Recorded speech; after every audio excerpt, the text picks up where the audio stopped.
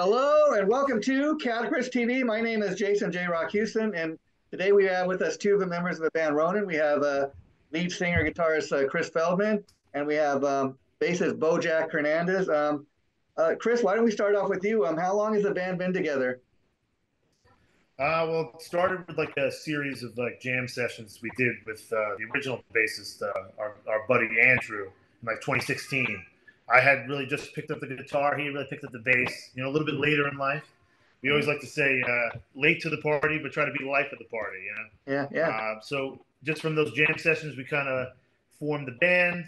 In like late 2018, we got Mas, the drummer, on board, and then BoJack joined in 2020. Or 2021 rather, in June. So like been active 4 years, but COVID kind of erased 2 of those years. Sure. So like a net positive of 2 years. We've been like a real band. So BoJack, you're not an original member. How did you come into the picture?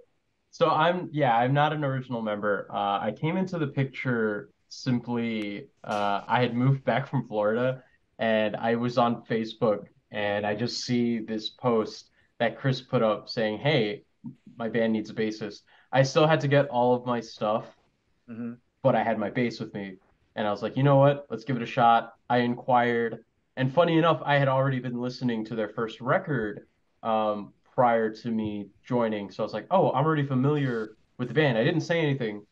So they asked me to learn a Metallica cover. I already knew it. It was For Whom the Bell Tolls, which is one of our favorite, Metallica songs to cover at any given moment. And so from then, I just walked into the rehearsal, played their songs, and For Whom the Bell Tolls on time. And within a few jam sessions, they asked me if I could be a part of the group. Or, well, they didn't ask me. They just said, "Hey, you're a part of this now." So not even much of an audition process. Just you're in. That's cool. Yeah, we vibed very quickly. There's a little bit of an age gap between us. Yeah, he's a young buck, but just love the energy, his positivity, and obviously his musicianship. Combined, he had more experience than we did. At such a young age, we're like, all right, man. And we just gelled. And he knew the songs, and on very short notice. So it was really a no-brainer. Like he said, we really didn't offer the position. We were just like, "Hey, welcome to the band." We need a bass player, right? Basically. Yeah.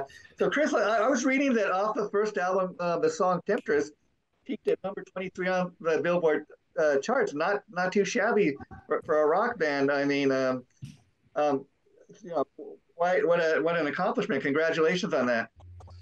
Thank you, appreciate it. Yeah, we teamed up with PAVEMENT Entertainment. It's like a subsidiary of Sony Music, and we reached out with the first album after the fact, putting it out, which was, in hindsight, was like a little bit of a mistake. We should have reached out before we released it, but whatever. They really liked the song, and they said, we want to try to work it on the radio.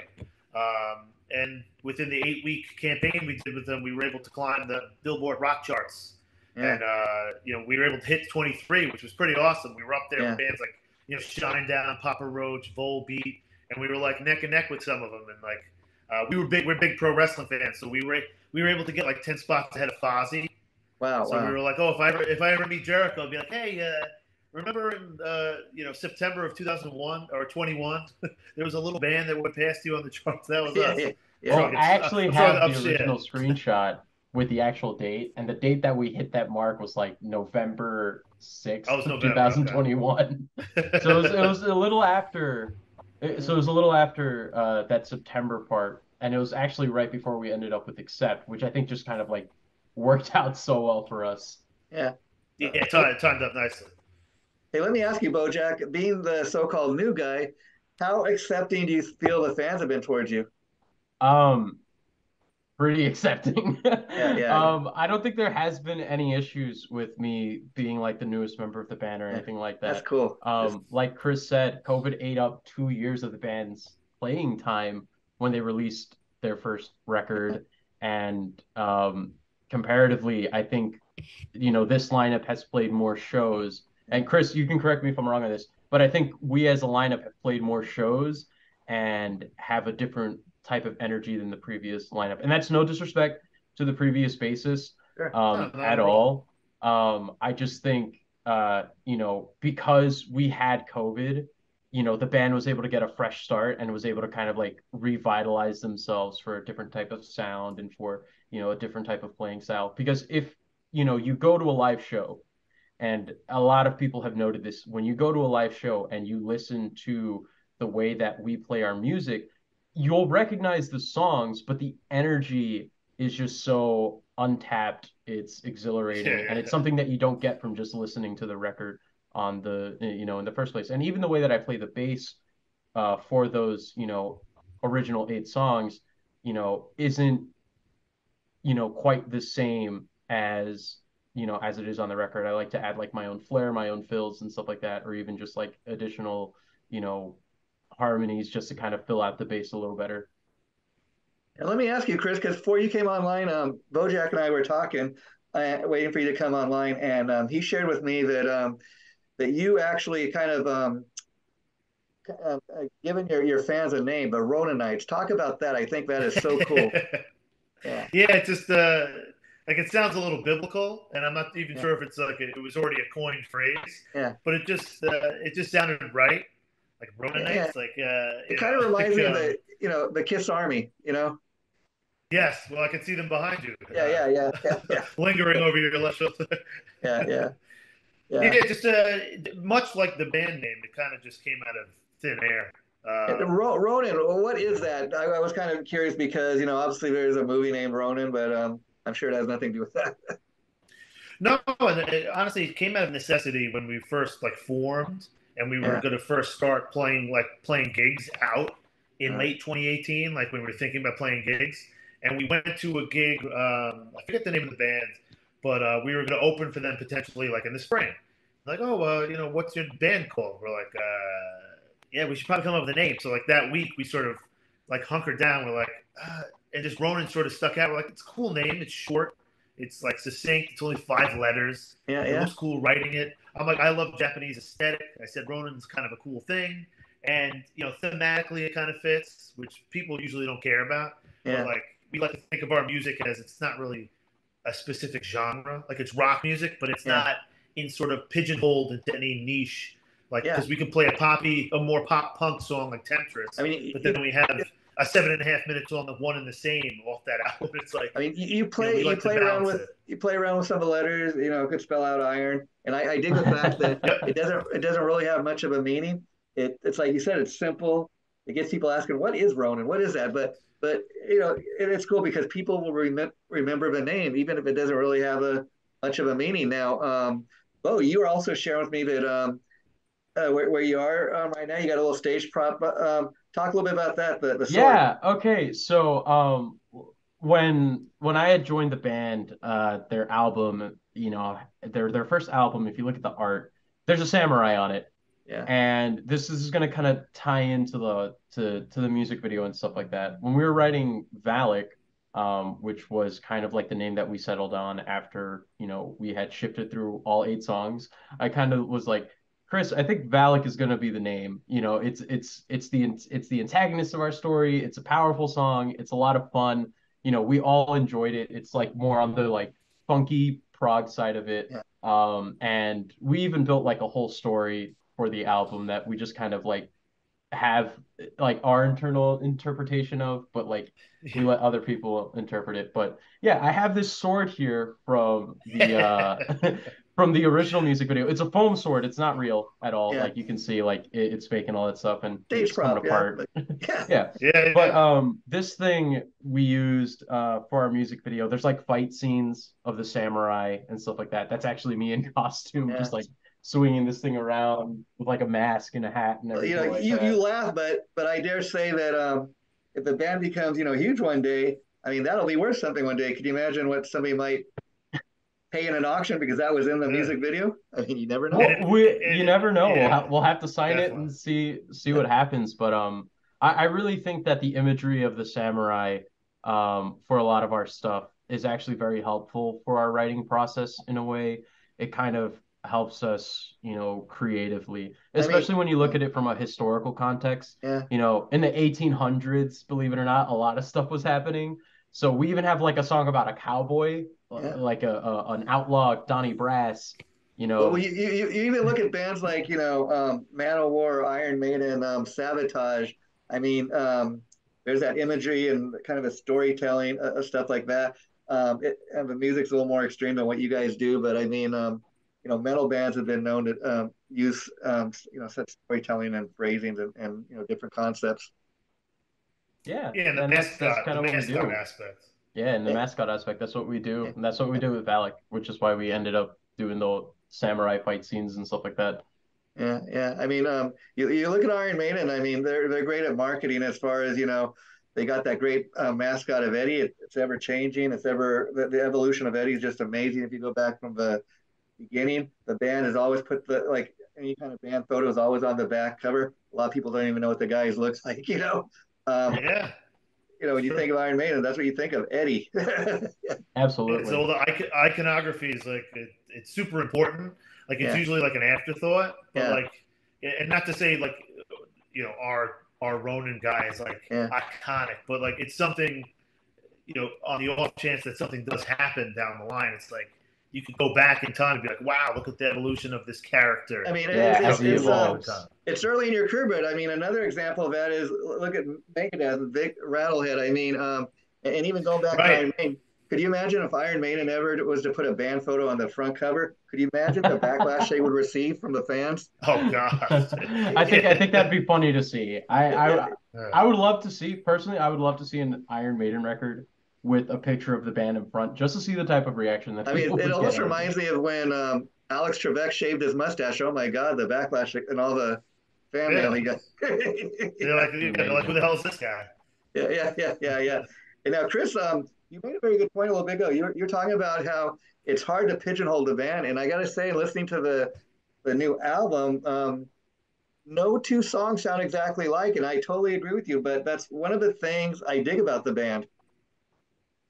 You know? Awesome. I mean, it's like that's kind of where we were coming from, even when the band first formed. Like, Mhm. we kind of come from the school of, we kind of just play what we want to Yeah, listen to in a way, and yeah, I don't know if it's like a selfish thing, because like a lot of the bands we look up to sort of do that same thing, yeah, where like they're not afraid to like kind of challenge themselves and like do different styles yeah. instead of just doing the same thing in Sure, every single sure. song. Where it's like, and it's more fun, I think, to play around with those things. And Yeah. I mean, I don't want to use the word artist, but yeah, yeah. I mean, first of it's all, creative.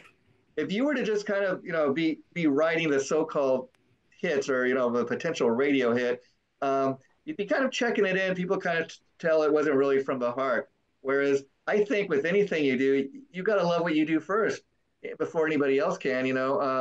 That's very important. I mean, 100%. you look at a band like Queen. I mean, probably as hard. Probably the most metal Queen ever got was Stone Cold Crazy, but then you have a Oh song yeah. that you have a song like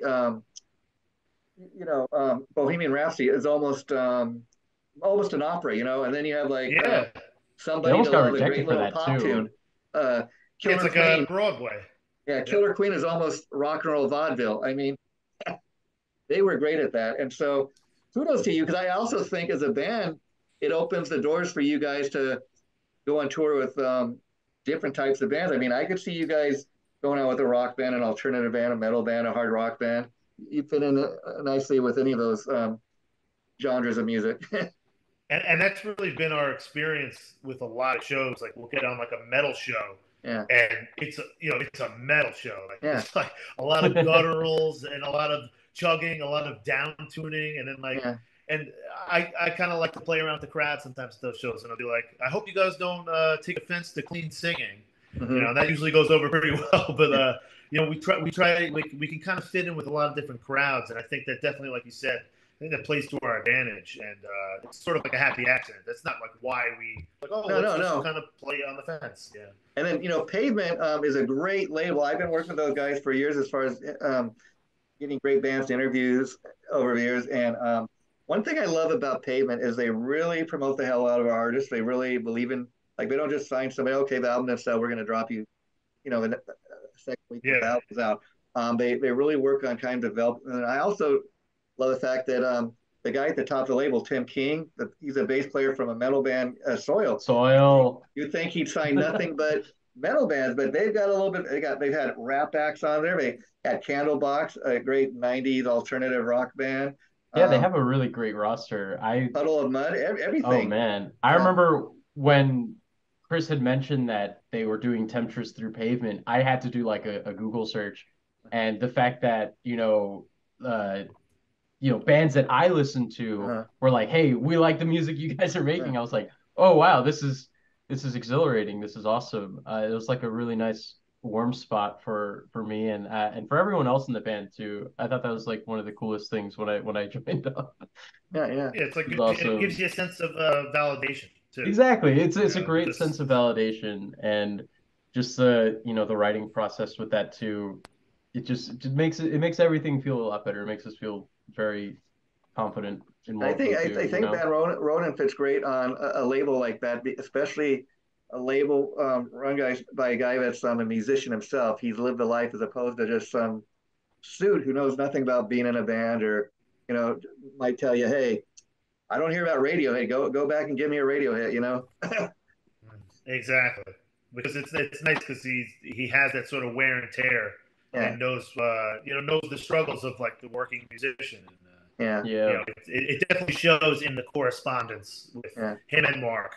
100%. Very, very, very relatable, very reasonable, and it's been very like no stress, other than the stresses of Yeah. just being a band in So let me general. ask, But let me ask you, Chris. Did they come to you, or did you guys like send a package to them? How did you first hook up with the label? well, when we first hooked up with them with the first album, we had, like I mentioned earlier, like we shot it after we released it. Yeah, yeah, Like we sort of jumped the gun a little bit. In yeah. hindsight, we would have done what we did with the second album, shop it around first to be like, Sure, oh, would sure. you like to release this? Because also we had no idea what we were doing. Like Yeah, we had just made an album. Like we like went to the recording studio, we did all the steps you're supposed to do, yeah, and we shopped it around to a few labels, and just uh-huh, blind emails, sending them out cold yeah, emails. yeah, Like we got like 4 or 5 responses, and Pavement was one of them. And they offered to work Temptress for us. yeah, We agreed to that, and we had really good success with Temptress. yeah, All the streaming platforms, radio, which was like a shock, honestly, to yeah. us. To get to 23 on Billboard Number was awesome. 23. That's quite an achievement, right? Yeah, Yeah, it was awesome, and like I said, we were sticking up there with some like rock mainstays and some other like rising bands, and like it made us feel good. And they had said, listen, when you guys are ready to do your second album, when you have demos, send it to us. We'll let you know if we're interested, and then go get it recorded, come back to us, and we'll work out a campaign for the whole album, and you'll get your single lead, and we'll get some discs going, and because the physical albums look awesome yeah. that they have made for us. So is the physical album available yet, or can people go? Yes. Okay, Yeah. You can get them off Definitely, Amazon, Barnes and Nobles. great, We great. have we have copies for ourselves that we sell out in shows and stuff like that. Yeah. But if you were to go to like Amazon, Valek The Defier, Ronin, you can order yourself a copy. That for anyone that's listening, yeah. that's a great way to support the We band. have all sorts of links on our website too. Yeah. Yeah. That you can go to, and Sure, direct sure. links to Prime, which is cool. And let me ask you, Chris. I always love to ask, guys that are singers. Were you always a singer, or did like a lot of guys you start out as a guitar player and kind of you had the best voice in the band? So Well, we're fortunate in our band that our lead guitarist also has a really good voice, okay, and Bo also has a good voice. I was at chorus and stuff when I was younger in high school, and that's kind of where me and Jack, the lead guitarist, have known each other since kindergarten. oh So we grew up wow, together going wow, to chorus. Yeah, he went to school for music. He's like like a savant with any instrument. Like when we had the band, I was like, "Do you want to play lead guitar?" He's like, "Well, I don't play guitar." I said, "Well, do you want to?" He's like, "Sure." And he picked all it right, up, and I'm like, "You rotten, yeah, like you rat."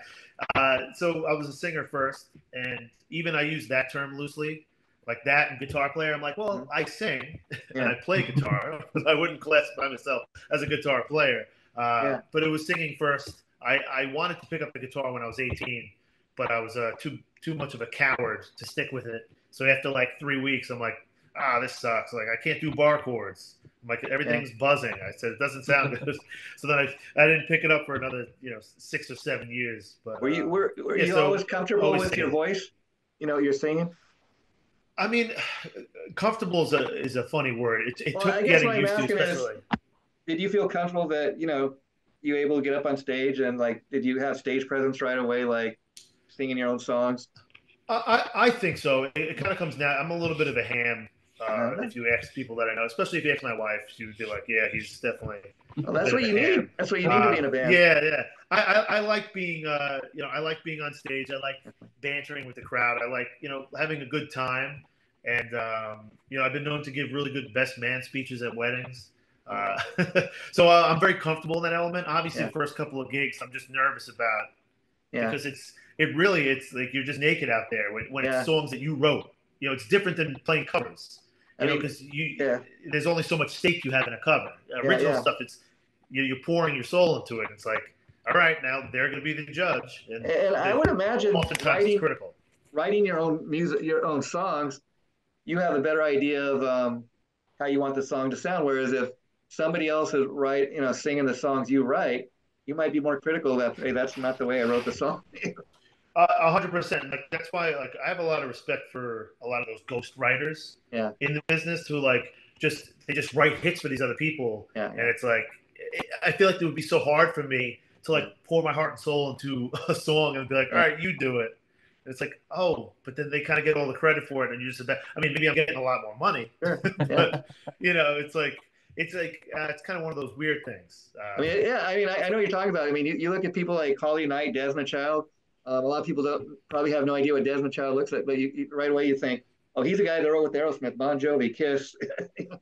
Well, Yeah, like their biggest hits. It's like, yeah, oh, yeah, yeah, Yeah, he who the heck went is in on this guy? them. yeah.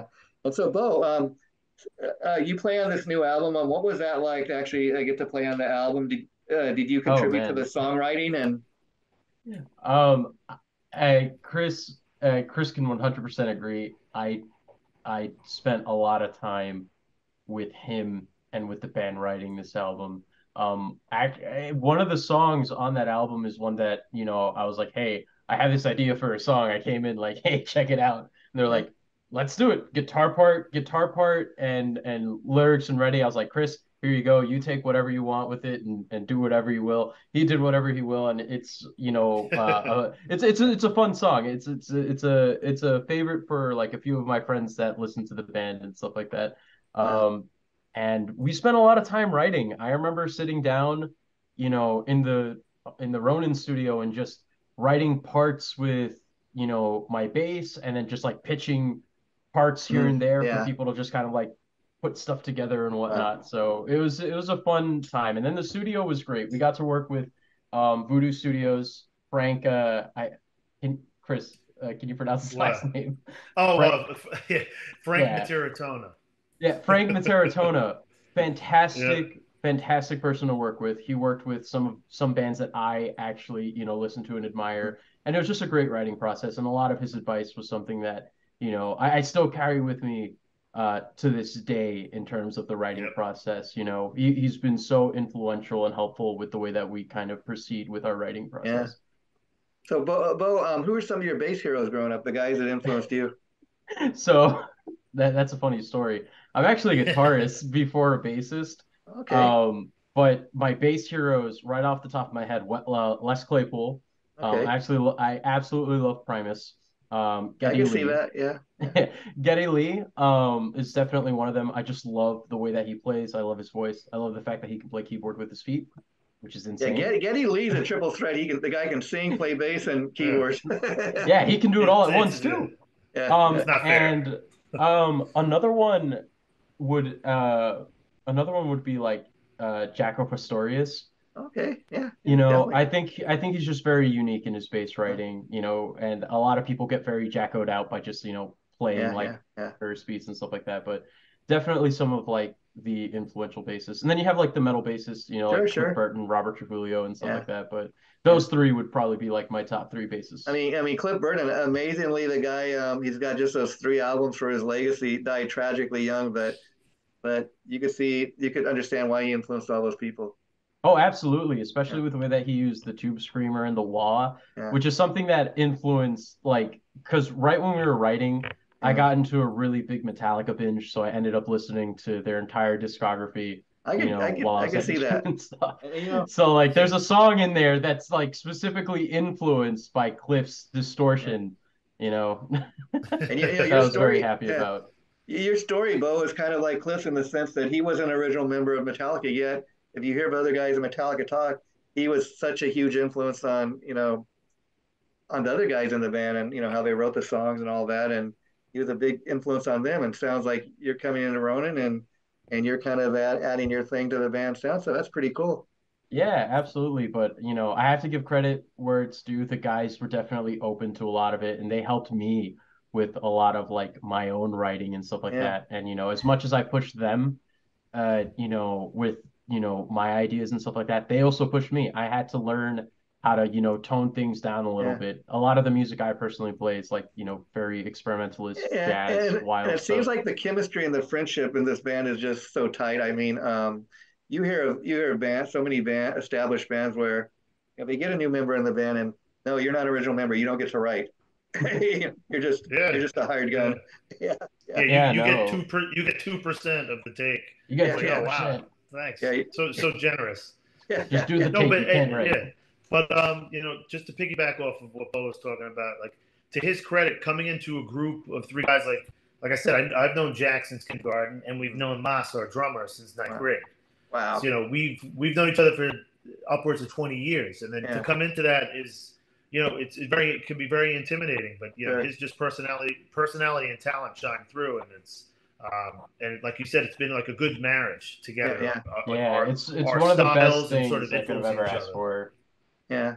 So, So Chris, it's let one of me the ask best you. You things. mentioned, you also play the guitar. I was curious when you're up on stage, are you playing the guitar or just on a couple songs? I mean, you mentioned having a lead guitar, but does he do his magic on stage and you kind of do your vocal thing? No, I'm almost always strumming Always. something while I'm singing. Yeah, there's very few and far between. The one song that Bo really brought to the band, "Hatred's Mate," which is he was talking about before. There's like a few times in the verses where I'm not constantly playing. Like Yeah, there's a couple of wrung out chords while it's a lot of vocal work, but like I'm most comfortable when I'm moving my hands. yeah, It's like it's almost like a protective quality, so yeah. I feel more confident, when I'm singing. I'm like, if I That's what make they more say. Your noise, security blanket, if you will. I mean, 100%, a That's hundred how he percent does it. security blanket. and I got respect for anyone who's a musician because I wish I could play a lick if I tried, but huge music fan. I support bands like doing what you guys do, and I really got a huge amount of respect for frontmen like you, Chris. I mean, it's one thing to get up there and just kind of be singing, but and talking to the audience and doing what you do, but playing the guitar, you got to remember your guitar chords, you got to remember your your lyrics. So, Yeah, yeah, especially like the more wordy songs. Like we have one song called "The Legend of Donnie Brass." There's a lot of words, and so every now and then I'll like cross wire some of the verses, the lyrics with each other. I'm like, yeah, wait, that's supposed to be in the third one. yeah, Oh well, but We make but it work. we pushed through it. Yeah, we pushed through it. yeah, yeah. Well, that's fun. And so I understand you guys just played a festival yesterday. Talk a little bit about that. I mean, it seems like you come a little down from that.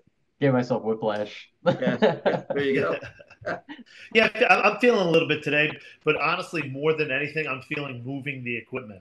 Because I Yeah, brought I have a full stack Mesa cabinet. I have a Mesa dual rectifier, so it's like yeah, altogether it's like 120 pounds. yeah. I'm like moving it up and down, like back and forth. But it was a great festival. A local band, friends of ours, called the Muckrakers on the island. They put Oh, together I've heard of Luno them. Yeah, stock. yeah.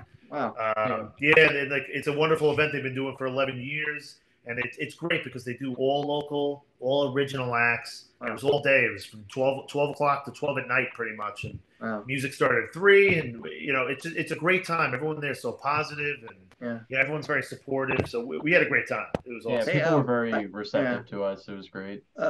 Chris and Bojack, I want to thank you guys for taking time to talk to me today. Let's keep in touch. And next time you guys drop a single or video, I'd love to do this again. In fact, I also got another show for the same site called This Is Metal. I'd love to have you guys come back for that. I do that with the co-host. He's really cool. He's a musician himself. So let's plan on that and let's keep in touch. Okay. Absolutely, we would love to. Definitely, Can we bring the rest of the guys? I feel like Hey, that'd now, be yeah, great we're up for chemistry. that. We're definitely up for that. We've done stuff like that. In fact, I'll send you one of our past episodes where we interviewed the entire band Hurricane, and that was really kind of a fun interview. So we do stuff like Nice. that. So definitely, you got a new fan and supporter in me. So anytime you guys got anything to promote, awesome. this will be going up next week at sometime. I'll let you know when I have a date for that. Feel free Yeah, to share it, absolutely. and you guys take care and have a nice rest of your day. Okay, Absolutely. Thank you You so too, brother. much. Thank you so much, Jay, man. anytime. Thank Bye you. bye. See ya. See you.